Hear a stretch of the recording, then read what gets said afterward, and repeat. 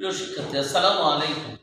আমরা আজকে একটা বিষয় নিয়ে তোমাদের সাথে একটু আলোচনা করব। আমরা যেহেতু সামনে আমাদের রমজান মাস, রমজানের পর ঈদের ঠিক পরপরই হচ্ছে আমাদের এসএসসি পরীক্ষা। তো আমরা সকলেই জানি যে এসএসসি পরীক্ষার জন্য একটা ভালো ধরনের প্রস্তুতি প্রয়োজন হয় এবং এই প্রস্তুতিটা অনেক আগ থেকেই পরিকল্পনা মাফিক হলে সুন্দর হয়।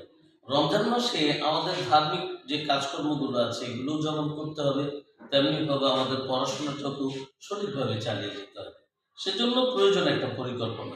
পরিকল্পনা মাফিক যদি আমরা পড়াশোনা করি এবং সেই সাথে ধর্মীয় কাজগুলো করি, তাহলে হয়তো বা আমাদের কাজগুলো আরো সহজ থেকে সহজতর হবে। আমরা জানি যে এ প্লাস পাওয়ার জন্য সবাই হন্যে হয়ে পড়ছে। আসলে এ প্লাস পাওয়ার জন্য একটা পরিকল্পনা দরকার। আমরা জানি golden A plus, golden A plus মানে হচ্ছে সবগুলো বিষয় তাকে এ প্লাস পেতে হবে।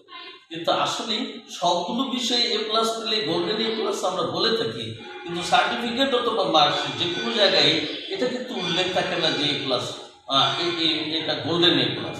সেজন্যে আমরা আগে এই নর্মালি এ প্লাস কীভাবে পাওয়া যায়, how to get A plus, আমরা এটা চেষ্টা করব যে কীভাবে আমরা একটা পরিকল্পনা মাফিক কাজ করব।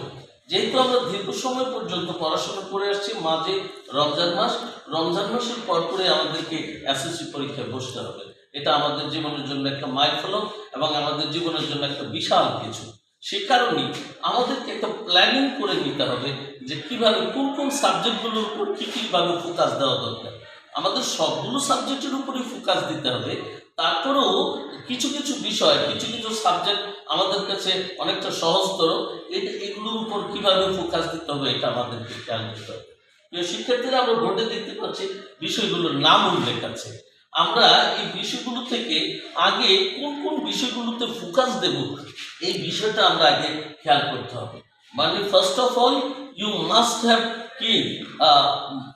কি বলে তোমার এমফাসিস। তোমাকে অবশ্যই এমফাসিস করতে হবে কোন কোন বিষয়গুলোর উপর, ওটা আমাকে খেয়াল করতে হবে।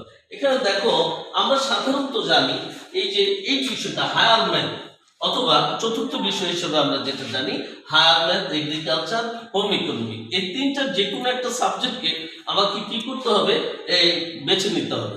ধরো আমি সায়েন্সের স্টুডেন্ট হিসেবে হায়ার ম্যাথকে বেছে নিলাম। এই হায়ার ম্যাথকে আমাকে এমনভাবে ফোকাস দিতে হবে যাতে করে এই বিষয়ে আমি অবশ্যই এ প্লাস পাই।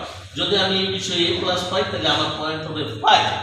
আর এরপরে আমাকে যে বিষয়গুলোর উপর ফোকাস দিতে হবে সেটা হচ্ছে এই যে আমি বেশি করে, যদি অনেক সময় দেখা যায় বাংলা আমাদের কাছে অনেক সময় খুব কঠিন মনে হয় যে এটাতে এ প্লাস পাওয়ার ক্ষেত্রে অনেকটা অনিশ্চিত থেকে যাই আমরা।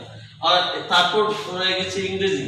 এই বিষয়েও আমরা, যেহেতু এটা আমাদের ভাষা না, আমরা নর্মালি যারা গ্রামের স্টুডেন্ট আছে তারা এই বাংলা এবং ইংরেজির ক্ষেত্রে বেশিরভাগ ক্ষেত্রে এই অনিশ্চয়তা ভোগে। তাহলে আমরা যদি ধরে নিই যে আমরা ম্যাথমেটিক্সে এ প্লাস, আমার বেশি করে ফোকাস দিতে হবে, এটাকে এ প্লাস পেতে হবে। আমার রিলিজিয়াস স্টাডিজ, তার মানে হচ্ছে ধর্ম বিষয়ে আমার উপর বা আমাকে বেশি করে ফোকাস দিতে হবে। তারপরে আছে আমার ধরো সাধারণ বিজ্ঞান বা সামাজিক বিজ্ঞান, সায়েন্সের জন্য যে বিষয়টা সেটা হচ্ছে সামাজিক বিজ্ঞান, বাংলাদেশ ও বিশ্ব পরিচয়, যেটা গ্লোবাল স্টাডি বলা হয়, আমরা এটাকে সংক্ষেপে বিবি বলি, বাংলাদেশ ও বিশ্ব পরিচয়। এই তিনটা সাবজেক্ট, সেক্ষেত্রে এখানে আছে ফিজিক্স, কেমিস্ট্রি, বায়োলজি। আমরা এই তিনটা সাবজেক্টের উপর ফোকাস দিয়ে আমরা যদি এটাকেও নাও দেই, তারপরেও এই 5টা সাবজেক্টকে আমাকে সঠিকভাবে ফোকাস দিতে হবে। যদি ফোকাস দিই, আমাকে এনশিওর হতে হবে যে আমি এই 5টা সাবজেক্টে আমি পড়াশোনা করে এ প্লাস পাবো।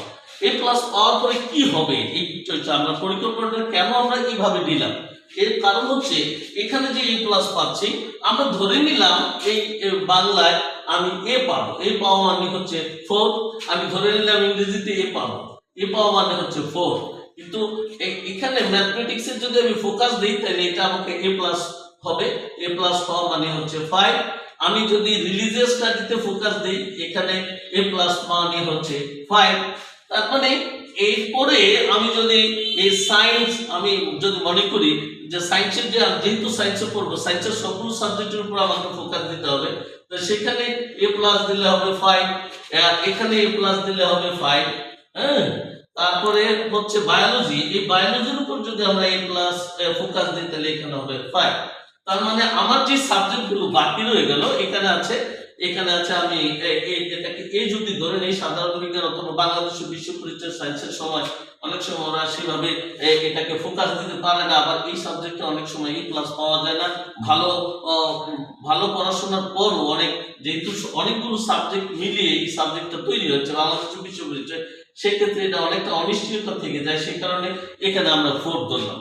যদি 4 ধরি তাহলে এখানে যে আমি যে ফোকাসটা করেছি চতুর্থ সাবজেক্ট বা হায়ার ম্যাথ অথবা এগ্রিকালচার অথবা হোম ইকোনমিক, এটার মধ্যে যদি আমি 5 ধরে নিই মানে A+ হয়, তাহলে সেখান থেকে যদি 2 মাইনাস করি, যেহেতু সবসময় এটা আমরা জানি যে 2 মাইনাস হয়ে যাবে, 40-এর উপরে উঠলে আমরা ওই নম্বরটাকে যোগ করি। সেক্ষেত্রে আমার পয়েন্ট আসলো কি, এই 3 পয়েন্টকে আমরা যদি ভাগ করে নেই, এখানে 1 এখানে 1 আর এখানে 1, তাহলে কিন্তু আমাদের 5, এটা হয়ে গেল 5, এটা হয়ে গেল 5।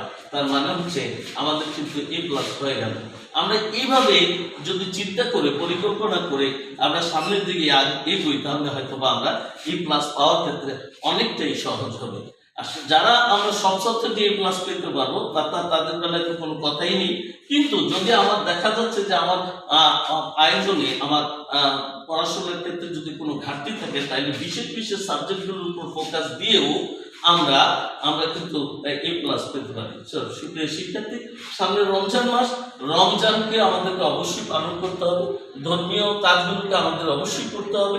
সেক্ষেত্রে এগুলোকে আমরা সেইভাবে যদি ওইভাবে পরিকল্পনা করে আমরা পড়াশোনা করি, তাহলে হয়তো বা আমাদের A+ পেতে সহজ হবে।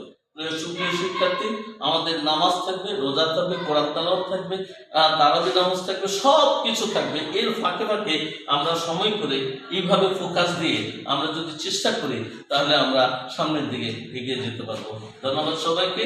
আবার কোনো একটা এপিসোডে কিভাবে আমরা রমজান মাসে পড়াশোনা করব, আমরা কিভাবে রমজান মাসে সময়গুলো অতিবাহিত করবো, কোন সময় কি করবো, আরেকটা এপিসোডে তোমাদের সাথে দেখা হবে।